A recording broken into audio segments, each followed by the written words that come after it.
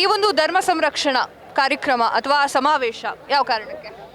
ಧರ್ಮ ಸಂರಕ್ಷಣಾ ಸಮಾವೇಶ ಅನ್ನುವಂಥದ್ದು ಈ ದಿನಗಳಲ್ಲಿ ನಾವು ನೋಡ್ತಾ ಇದ್ದೀವಿ.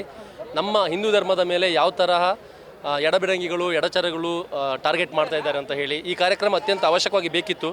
ಬೆಂಗಳೂರಿನಲ್ಲಿ ಎಲ್ಲರೂ ಬ್ಯುಸಿ ಶೆಡ್ಯೂಲ್ನಲ್ಲಿ ಬ್ಯುಸಿ ಲೈಫಲ್ಲಿ ಅವ್ರವ್ರ ಕುಟುಂಬ ಅವ್ರವ್ರ ಫ್ಯಾಮಿಲಿ ಅಂತ ಇದ್ದಾಗ ನಮ್ಮ ಧರ್ಮ ನಮ್ಮ ಮೂಲ ಸಂಸ್ಕೃತಿ ನಮ್ಮ ಬೇರನ್ನು ನಾವು ಯಾವತ್ತೂ ಮರೆತು ಬಿಡಬಾರ್ದು.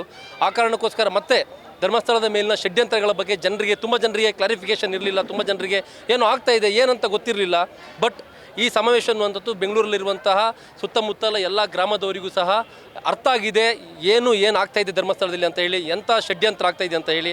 ಆ ಕಾರಣಕ್ಕೋಸ್ಕರ ಬೆಂಗಳೂರಲ್ಲೇ ಸಮಾವೇಶ ಮಾಡಬೇಕು ಅಂತ ಹೇಳಿ ತುಂಬ ಜನ ಆಗ್ರಹ ಮಾಡಿದ ಕಾರಣಕ್ಕೋಸ್ಕರ ನಮ್ಮ ದೇವಸ್ಥಾನ ಹಿತರಕ್ಷಣಾ ಸಮಿತಿಯಿಂದ ಇಲ್ಲಿ ನಾವು ಹೋರಾಟವನ್ನು ಮಾಡಿದ್ದೀವಿ. ಸಮಾವೇಶ ಅಲ್ಲ ಸರ್, ಈ ಮಂಗಳೂರಿಂದನೇ ಜನ ಬರಬೇಕಾ? ಬೆಂಗಳೂರಲ್ಲಿ ಯಾರು ಈ ಒಂದು ಧರ್ಮ ಸಂರಕ್ಷಣೆಗೆ ಬರಲ್ವಾ? ಇದು ಮಂಗಳೂರವರಲ್ಲ ಇಲ್ಲಿ ಮಾಡಿರುವಂಥದ್ದು ಬೆಂಗಳೂರಿಂದನೇ ಮಾಡಿರುವಂಥದ್ದು. ಇವತ್ತು ಓಂ ಶಕ್ತಿ ಧಾರ್ಮಿಕ ಕೇಂದ್ರ ಇರ್ಬೋದು, ಇದೆಲ್ಲವೂ ಬೆಂಗಳೂರಿದೆ. ಪೀಸ್ ಆಟೋ ಇರ್ಬೋದು, ಎಲ್ಲ ಸಂಘಟನೆಯವರು ಸಾಥ್ ಕೊಟ್ಟಿದ್ದಾರೆ. ಮಂಗಳೂರಿಂದ ಅಥವಾ ಬೇರೆ ಊರಿಂದ ಬಂದವರಲ್ಲ, ಇಲ್ಲಿನ ಈ ಭಾಗದವರೇ ಇಲ್ಲಿ ಮಾಡ್ತಾ ಇರುವಂಥ ಸಮಾವೇಶ ಇದು. SIT ತನಿಖಾ ತಂಡವನ್ನು ರಚನೆ ಮಾಡುತ್ತೆ ಸರ್ಕಾರ. ಒಂದು ಪ್ರಶ್ನೆ ಉದ್ಭವ ಆಗುತ್ತೆ, ಯಾಕೆ ಒಂದು ಹಿಂದೂ ದೇವಾಲಯದ ವಿಚಾರಕ್ಕೆ ಬಂದಾಗ ಮಾತ್ರ SIT ತನಿಖಾ ತಂಡವನ್ನು ರಚನೆ ಮಾಡಿ ಹೆಣವನ್ನು ಹುಡುಕುವಂಥ ಪ್ರಯತ್ನ ಮಾಡಿದೆ? ಬೇರೆ ಧರ್ಮದವರಾಗಿದ್ದರೆ ಆ ಒಂದು ವಿಚಾರವಾಗಿದ್ದರೆ ಅವ್ರು ಸೈಲೆಂಟ್ ಆಗಿರ್ತಿದ್ರ? ಏನು ಕತೆ ಅಂತ ಇದು ಏನು ಅನ್ಸುತ್ತೆ?